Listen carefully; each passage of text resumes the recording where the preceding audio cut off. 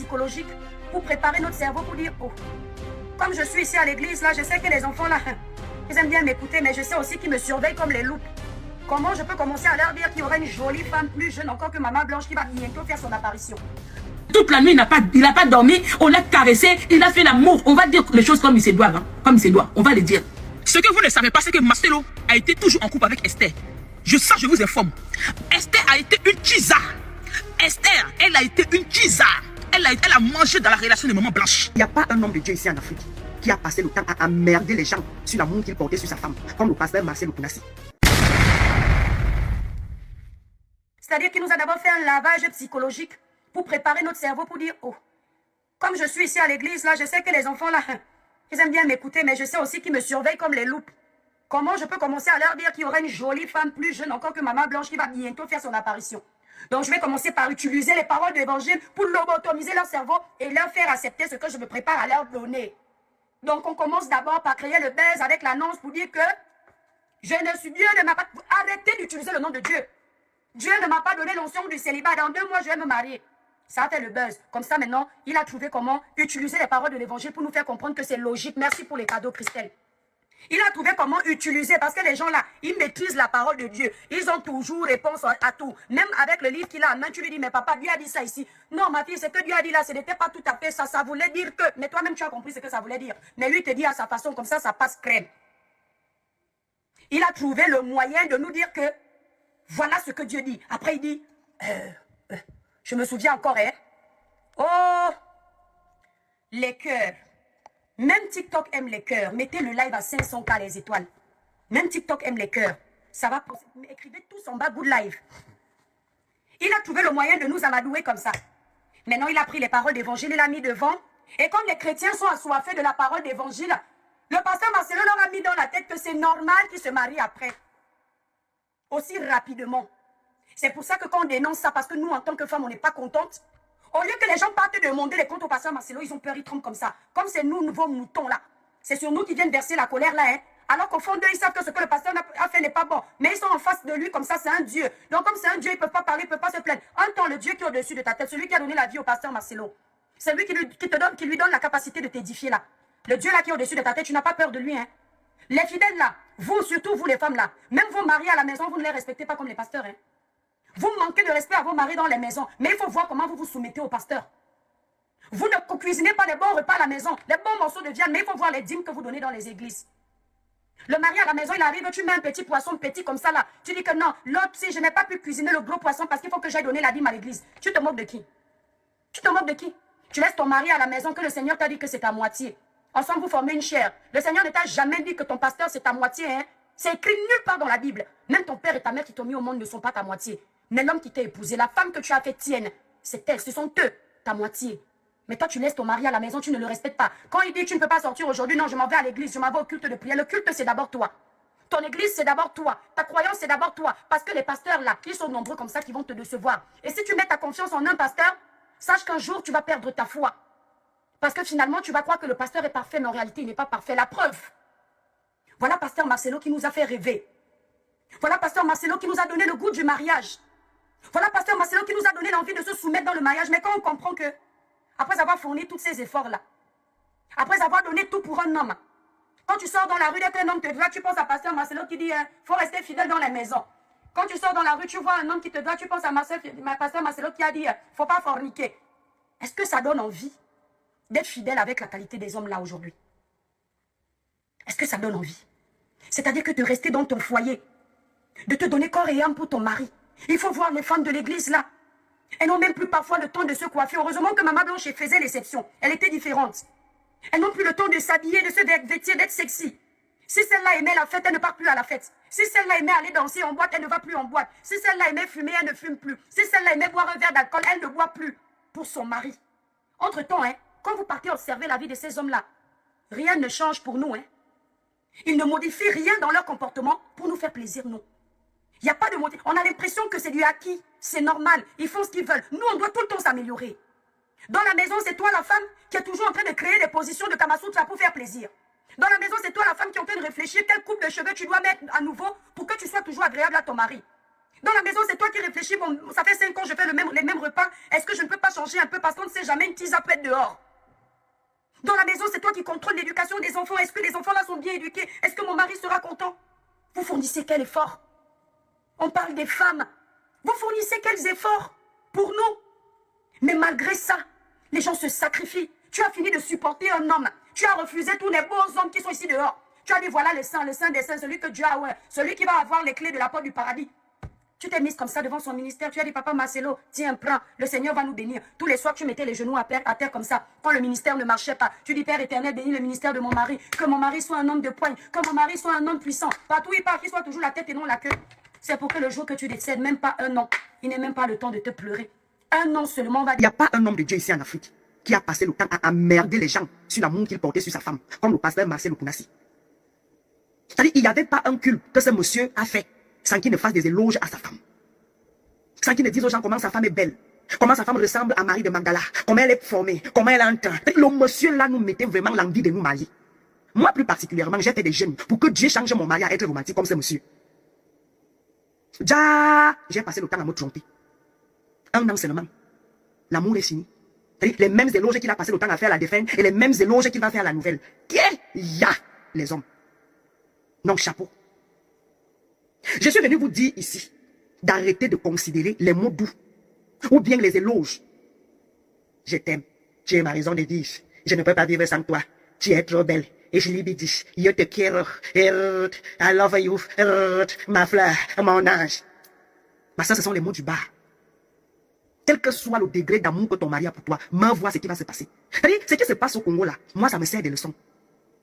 Étant au séjour de mort, Maman Blanche voit ce que son mari fait. Et ça aussi, ça m'apprend que les morts n'ont pas de force. Les gens qui font les cultes de mort là, les gens qui nourrissent les morts là, vous nourrissez les démons. Les morts n'ont pas de force. Si les morts avaient la force, si je pense que Maman Blanche ne peut pas voir ton mari aujourd'hui en train de mettre l'alliance au doigt, où sont partis ces éloges que tu faisais à ta dame? Où est cet amour que nous on a passé le temps à rêver? Non, chapeau. La semaine passée, j'ai fait ma vidéo aussi là pour conseiller à mes vaillantes de ne jamais aimer leur mari, d'être soumise et respectueuse, et que ce sont nos hommes qui doivent nous aimer, même s'ils mentent. Certains de vous sont montés sur moi. Oh, va conseiller au Cameroun. Il y a une qui m'a écrit que fiche le camp. Toi, c'est qui? Va conseiller en Guinée équatoriale. Et comme moi, je ne réponds pas aux conneries, j'ai laissé. J'espère que vous qui m'aviez vu, vous avez vu ce qui se passe au Congo. Au 21e siècle, vous qui bagarrez pour les hommes, j'espère que vous avez vu. Vous qui vivez pour les hommes, parce que l'homme te dit qu'il t'aime, toi tu considères. Essaye de mourir, voir ce qui se passe. Tombe même gravement malade, même tu vas voir ce que ton mari va commencer à faire. L'homme ne respecte pas ce que la parole de Dieu dit, que ce sont les hommes de Dieu ou les mondains.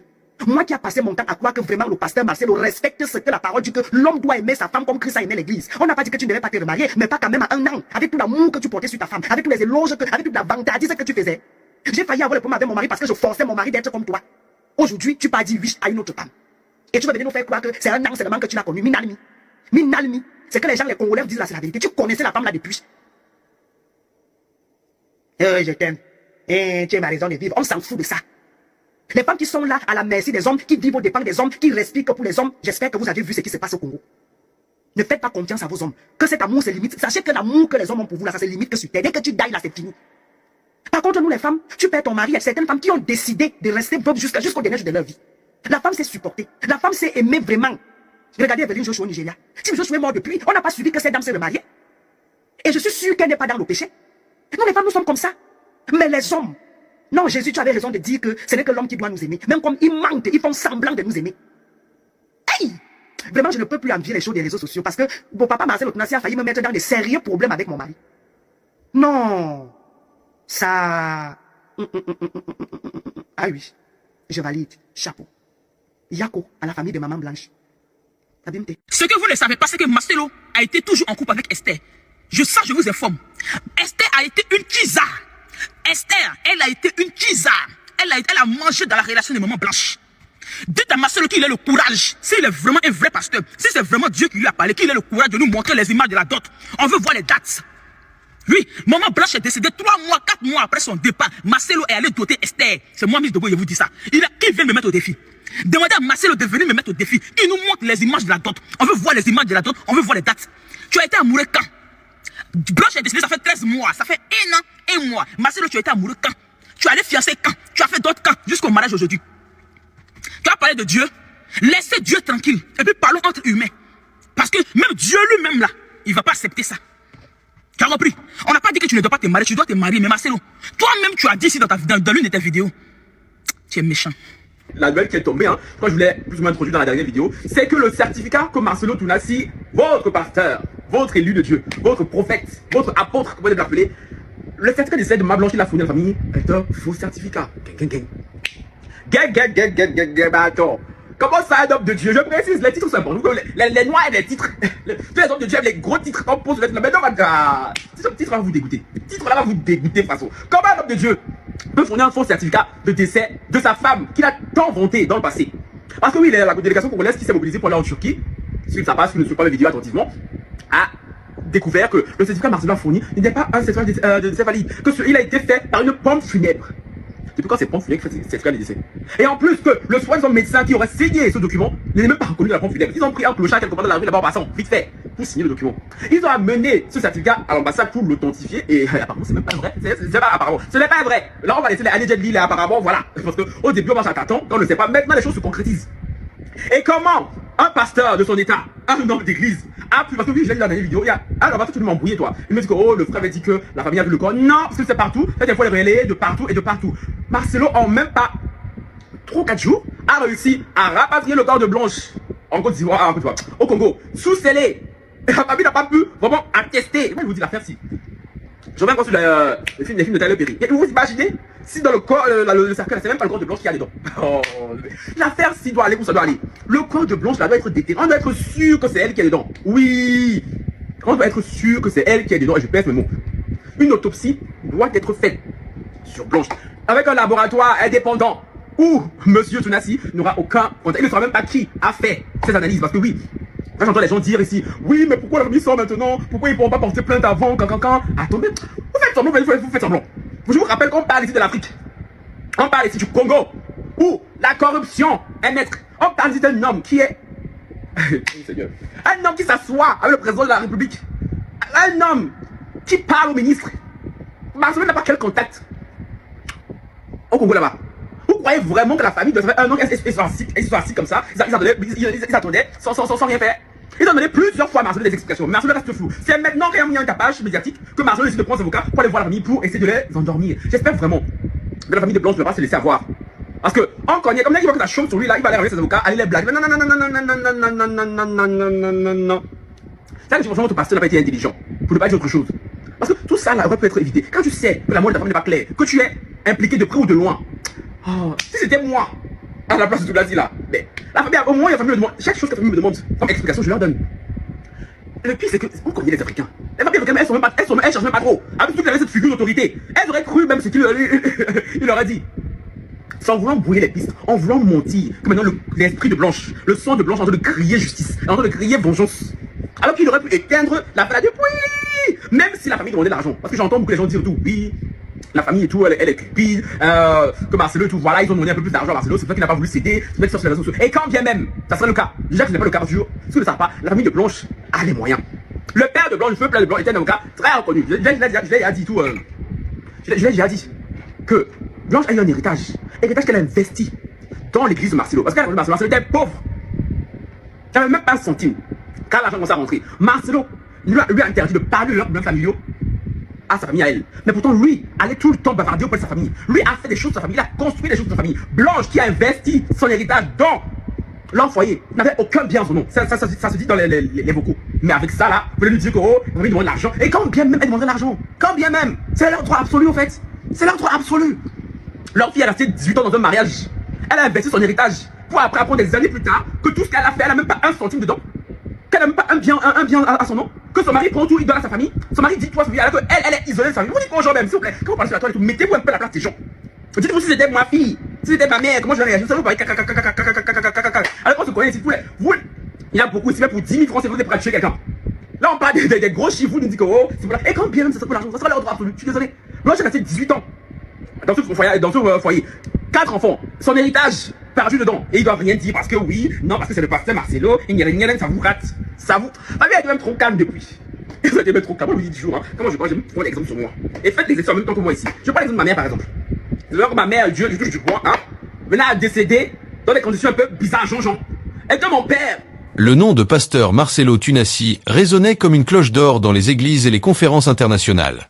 Depuis plus de 2 décennies, il avait construit son empire spirituel, un réseau puissant de fidèles, d'influence et d'alliances politiques. Il n'était pas simplement un homme de foi, il était devenu une figure médiatique, un symbole pour des millions de personnes. Mais derrière les prêches enflammées, les vidéos virales et les applaudissements dans les stades remplis, il y avait une ombre. Une ombre que certains disaient plus vaste que sa lumière. La mort de Maman Blanche, son épouse, avait secoué toute l'Afrique chrétienne. Pendant 5 années de mariage, elle avait été sa reine, sa vitrine, sa compagne dans toutes les grandes croisades. Les fidèles se souvenaient encore de la manière dont il parlait d'elle, les yeux brillants, la main sur la Bible, jurant devant Dieu et les hommes qu'elle était l'amour de sa vie. Les vidéos où il la complimentait, où il l'appelait « ma perle rare », circulaient encore sur les réseaux sociaux comme des témoignages d'un amour pur. Alors, lorsque la nouvelle de sa mort avait éclaté, beaucoup avaient pleuré comme pour un membre de leur propre famille. Mais le deuil ne dura pas. 2 mois à peine après l'enterrement, une rumeur commença à se répandre comme un feu dans la savane sèche. Marcelo Tunasi fréquentait déjà une autre femme. Et pas n'importe qui. Une certaine Esther Aïcha, connue dans certains cercles d'affaires, et musulmane. Cela dépassait l'entendement pour beaucoup de ses fidèles. Comment, après avoir vanté la sainteté de son mariage chrétien, pouvait-il envisager une union interconfessionnelle si rapidement après la disparition de Maman Blanche? Les murmures devinrent rapidement des accusations. Les plus audacieux affirmaient que cette relation n'était pas nouvelle, qu'elle avait commencé bien avant la mort de Blanche. Certains témoignages, glissés en off dans des directs Facebook ou des vidéos TikTok, évoquaient des voyages étranges, des appels téléphoniques à des heures tardives, et même des messages interceptés où le nom d'Esther apparaissait. C'est là qu'une rumeur encore plus sombre surgit, portée par des voix brisées par la colère. Et si le pasteur avait précipité la mort de sa femme? L'idée paraissait monstrueuse, mais elle circulait. Des personnes qui avaient connu Blanche affirmaient qu'elle était en bonne santé, qu'aucune maladie grave ne l'avait jamais frappée. Alors, pourquoi cette mort soudaine, et pourquoi ce remariage précipité? La polémique enfla. Les réseaux sociaux se transformèrent en tribunal populaire. Des vidéos de Marcelo, prises lors de ses sermons les plus passionnés, étaient montées avec des légendes accusatrices. Voilà comment il prêchait, pendant qu'il préparait son plan. Sur Twitter, des hashtags comme hashtag Justice pour Maman Blanche ou hashtag Marcelo Tunasi complice se retrouvaient en tendance. Les pages Facebook chrétiennes se divisaient. D'un côté, ceux qui le défendaient bec et ongles, parlant de persécution, et de l'autre, ceux qui réclamaient des enquêtes officielles. Un soir, lors d'un direct Instagram, le frère de Maman Blanche prit la parole. Le visage tendu, les yeux injectés de sang, il lâcha. « Vous ne savez pas ce que vous adorez. Cet homme que vous acclamez a détruit ma sœur. Je vous dis la vérité, il sortait déjà avec cette Esther avant même que Blanche ne meure. » Cette déclaration fit l'effet d'un séisme. Les fidèles hésitants basculèrent dans le doute, les journalistes flairèrent un scandale, et les ennemis du pasteur y virent une occasion de le faire tomber. Dans les jours qui suivirent, plusieurs vidéos compromettantes circulèrent. On y voyait Marcelo et Esther dans un hôtel luxueux, bien avant le décès officiel de Blanche. Certains disaient que c'était un montage, d'autres juraient avoir vu la scène de leurs propres yeux. Les images de Marcelo et Esther dans ce hall d'hôtel aux lumières tamisées circulaient désormais partout. On y voyait le pasteur, veste sombre impeccable, sourire discret mais complice, poser sa main sur le bras d'Esther. Elle, dans une robe fluide couleur émeraude, semblait presque gênée devant la caméra, mais pas assez pour s'éloigner. Les plus sceptiques tentaient encore de trouver des explications. Peut-être qu'ils discutaient d'un projet humanitaire, peut-être qu'elle cherchait simplement un conseil spirituel. Mais pour ceux qui connaissaient l'art de la séduction et des secrets, il n'y avait aucun doute, cette proximité ne datait pas d'hier. La colère monta d'un cran lorsque certains proches de Maman Blanche affirmèrent que, dans les semaines précédant sa mort, elle avait confié à une amie que son mari semblait préoccupé par autre chose. Elle ne se sentait plus regardée comme avant, et chaque fois qu'elle essayait de parler avec lui, il éludait la conversation ou changeait brusquement de sujet. Plus troublant encore, elle avait noté sur un carnet, retrouvé après sa mort, quelques phrases énigmatiques. Quelque chose se prépare, mais Dieu est témoin. Les médias traditionnels flairèrent l'aubaine. Les plateaux de télévision invitèrent tour à tour pasteurs, psychologues, avocats, et même des spécialistes en relations interreligieuses pour débattre de l'affaire. Les titres devenaient de plus en plus sensationnalistes. Trahison au sommet de l'église, le veuf et la fiancée secrète, Esther Aïcha, la nouvelle Ève. Pendant ce temps, le pasteur Marcelo, lui, restait presque silencieux. Quelques rares apparitions publiques, toujours dans un contexte religieux, et jamais un mot sur l'affaire. Mais ce silence, loin d'apaiser les esprits, nourrissait toutes les suspicions. Certains fidèles disaient qu'il préparait sa défense, d'autres qu'il était simplement sûr de son influence et qu'il n'avait pas à se justifier devant le tribunal de la rue. Puis, un soir, un live Facebook changea tout. C'était le frère de Blanche, encore lui. Cette fois, il n'était pas seul. À ses côtés, 2 femmes que personne n'avait vues jusque-là. Elles se présentèrent comme anciennes employées de la maison du pasteur. L'une d'elles affirma d'une voix tremblante. « J'ai vu Esther entrer chez eux, bien avant la mort de Madame Blanche. » L'autre renchérit. Et ce n'était pas pour prier. Les commentaires explosaient à l'écran, des insultes, des prières, des cris de rage en majuscules. Les spectateurs étaient partagés entre la stupeur et la confirmation de ce qu'ils redoutaient depuis le début. Le lendemain matin, une page Instagram anonyme posta un document prétendument médical. Il indiquait que la cause du décès de Blanche n'était pas naturelle, mais liée à une intoxication. Impossible de vérifier l'authenticité du document, mais il était déjà trop tard. Dans l'imaginaire collectif, la culpabilité du pasteur se dessinait. Les autorités commencèrent à se pencher discrètement sur le dossier. Un journaliste d'investigation, connu pour son franc-parler, affirma même que des contacts avaient été pris au sein de la police pour ouvrir le dossier de la mort de Blanche. Les jours passaient, et la pression montait comme une tempête prête à éclater. Dans l'ombre, les langues se déliaient. Ceux qui, hier encore, saluaient le pasteur avec révérence commençaient à se tenir à distance. Des hommes d'affaires qui l'avaient financé coupaient les ponts discrètement. Même certains membres influents de son église, ceux qui avaient bâti avec lui la marque Tunasi Ministry, prenaient soin de ne plus apparaître à ses côtés lors des cultes filmés. L'air autour de Marcelo devenait lourd. Chaque regard semblait une accusation silencieuse, chaque poignée de main, un geste forcé. Il le sentait. L'homme habitué à l'ovation commençait à craindre le silence, ce silence pesant qui envahit les salles lorsqu'il montait sur scène. Les chants de louange couvraient toujours sa voix, mais il savait que derrière les visages figés, certains se demandaient « Est-ce lui, le bourreau de Blanche ?» Pendant ce temps, Esther Aïcha vivait dans une bulle. Elle évitait toute apparition publique, mais son nom revenait dans chaque discussion, chaque tweet, chaque vidéo YouTube. On fouillait son passé, on cherchait à savoir qui étaient ses amis, ses anciens amants, ses habitudes. On affirmait qu'elle avait voyagé seule à Dubaï quelques mois avant la mort de Blanche, et que Marcelo s'y trouvait, par coïncidence, au même moment. Puis survint la fuite qui mit le feu aux poudres, une courte vidéo, filmée dans une cuisine. On y voyait Blanche, amaigrie, assise sur une chaise. Sa voix était faible, mais ses mots étaient clairs. « Je ne sais pas si je vais m'en sortir, mais si quelque chose m'arrive, cherchez la vérité. » Cette vidéo, postée anonymement, fit l'effet d'une bombe. Les partages se comptaient en millions. Les chaînes de télévision coupèrent leurs programmes pour en débattre. Les partisans du pasteur criaient au montage, mais même les plus fervents commençaient à douter. Le frère de Blanche saisit l'occasion. Il annonça publiquement qu'il déposerait plainte contre Marcelo pour homicide volontaire avec préméditation. Derrière lui, une foule en colère scandait « Justice pour Blanche ». Les pancartes portaient des messages durs « Assassin en col blanc, pasteur ou prédateur ».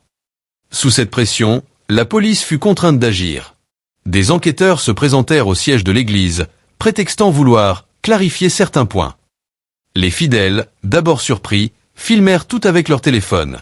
Les images montrant des policiers traversant la salle principale circulèrent immédiatement, déclenchant une tempête médiatique. Marcelo, lui, garda son calme devant les caméras. Mais dans les coulisses, il savait que chaque minute jouait contre lui.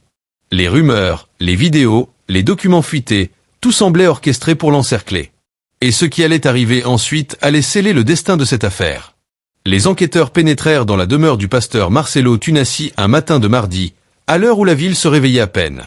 Les rues encore silencieuses furent brusquement animées par la présence de plusieurs véhicules officiels, gyrophares éteints pour éviter d'attirer une foule trop rapidement.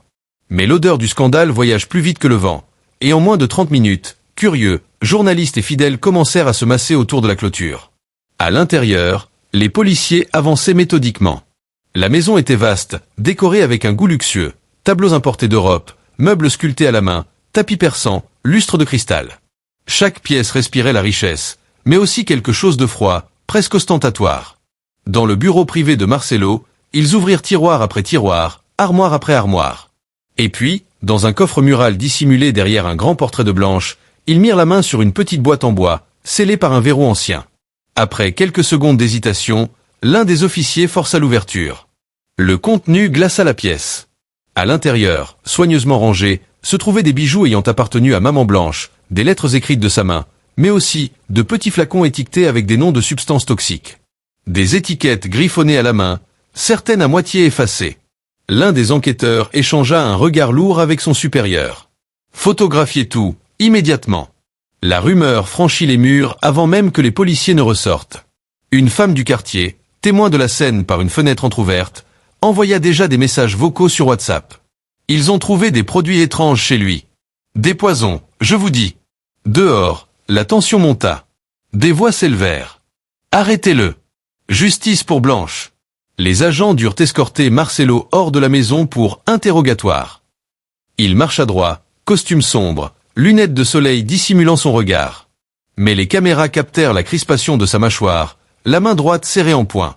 Le soir même, les chaînes de télévision interrompirent leur programme pour annoncer la découverte. Les débats s'enflammèrent. Était-ce la preuve ultime de sa culpabilité ou un coup monté pour le détruire? Les réseaux sociaux, eux, tranchèrent rapidement. Les montages vidéo associant le visage de Marcelo à des images de poisons et de cercueils se multiplièrent. Esther Aïcha, quant à elle, disparut complètement. Ni vue, ni entendue. Certains affirmaient qu'elle avait quitté le pays, d'autres qu'elle se cachait chez des proches.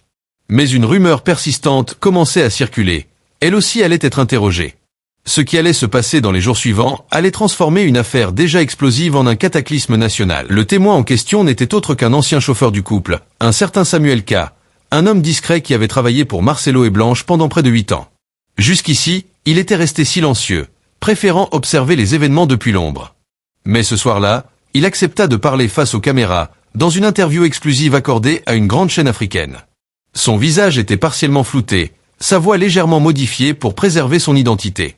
Pourtant, ses paroles étaient d'une clarté glaçante. Ce que je vais dire, je le porte sur la conscience depuis trop longtemps.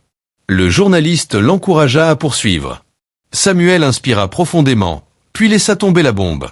J'ai conduit Esther Aïcha à la villa du pasteur plusieurs fois, alors que maman Blanche était encore en vie. Parfois en pleine nuit. On me demandait de couper les phares en arrivant.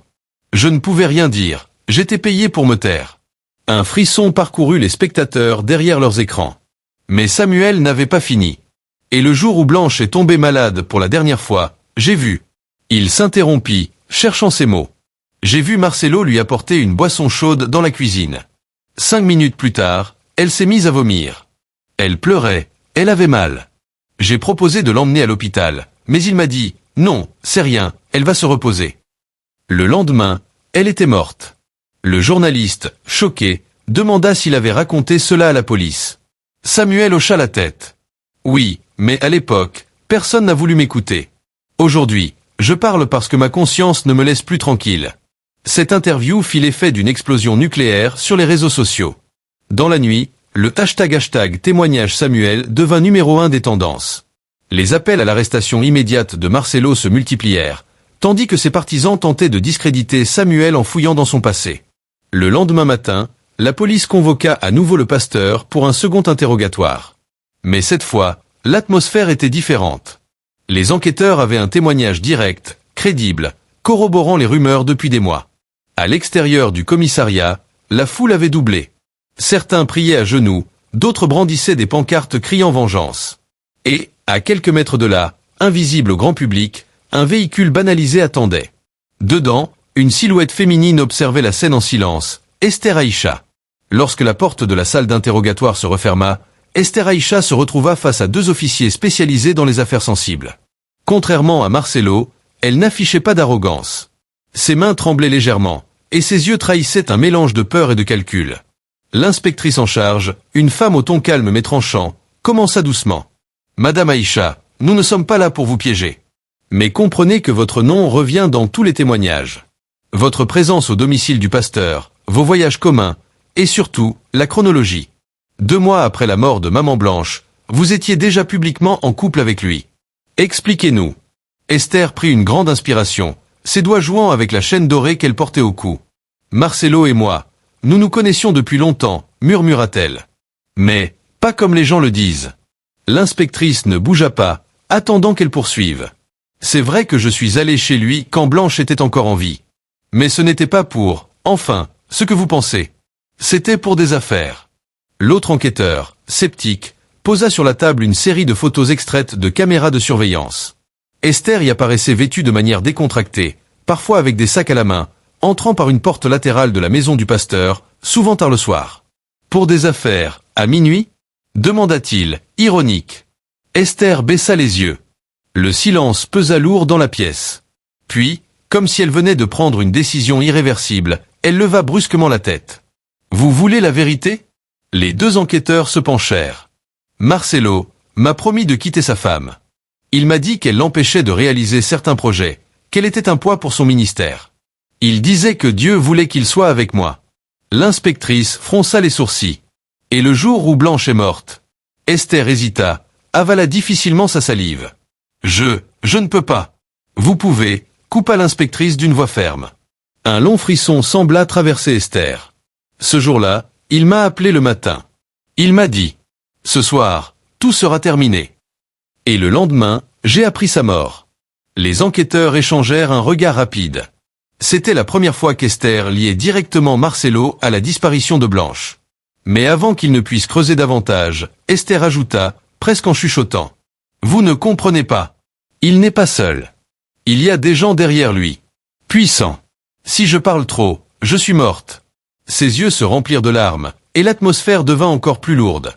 Les enquêteurs comprenaient qu'ils n'avaient pas seulement affaire à un crime conjugal, mais peut-être à quelque chose de bien plus vaste.